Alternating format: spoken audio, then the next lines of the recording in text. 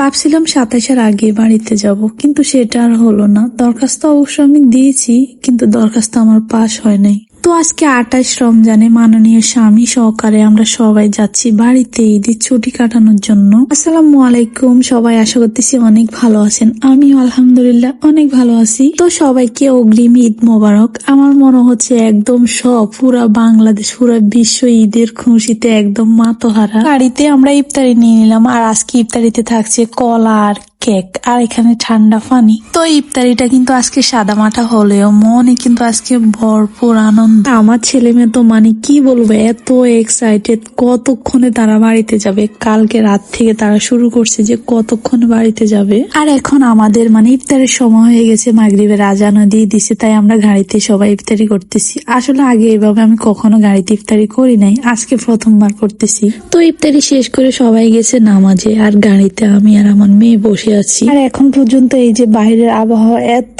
Normal, এত সুন্দর। তারপর নামাজ শেষে আমার হাজবেন্ডের একটা প্রিয় জিনিস, এটার নাম কি আমি জানি না, উনি সব সময় এই খাবারটা খায়, আমার কাছেও ভালো লাগছে, খাইছি। এই যে আমার মেয়েও খাইতেছে, তো আমরা এটা খাইছি, লাচ্ছি খাইছি। তারপর ভাগিনা নামাজ শেষে নিয়ে আসছে এখানে চানাচুর মাখা। তারপর আমরা অনেকখানি রাস্তা পাড়ি দেওয়ার পরে কিন্তু এখানে চলে আসছে একটা গ্যাস পাম্পে। আসলে ভিডিওটা যতটা সহজ দেখাচ্ছে, মানে দেখাচ্ছি, অতটাও কিন্তু ভিডিওটা সহজ ছিল না।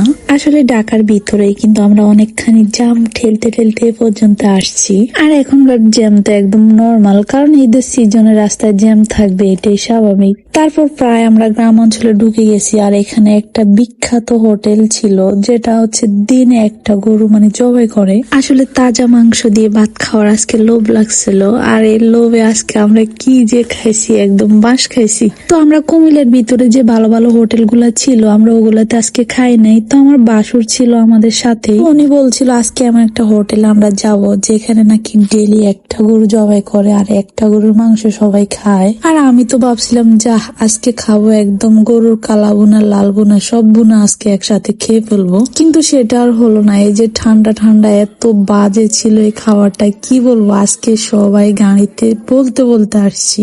তো আসলে কপালে যদি থাকে মানে করাতের নুড়ি কোনা হাইব হিডার নুড়ি, এটা একটা মানে মুরগিদের কথা। আজকে কিন্তু সেটাই হয়েছে। তো যে হোটেলের আশায় আমরা কুমিল্লায় এত ভালো ভালো হোটেল মানে ফেলে আসছি, সেই হোটেল নাকি বদ্ধ, এটা কেন মানা যায়। তো আসলে আমরা গ্রামের ভিতরে ঢুকে গেছি, চাইলেও কিন্তু আমরা আর ভালো হোটেলে খাবার খেতে পারবো না। তো আজকে কিসমতে যাই ছিল, আলহামদুলিল্লাহ। তো খাবার দাবার শেষ করে আমরা কিন্তু আবার আমাদের সফরে রওনা দিয়ে দিলাম। তো আমাদের গন্তব্যস্থল আজকে হচ্ছে নোয়াখালী। যারা যারা আমার ভিডিও সবসময় দেখো তারা কিন্তু জানো আমি নোয়াখালীর মেয়ে এবং নোয়াখালীর বউ। এই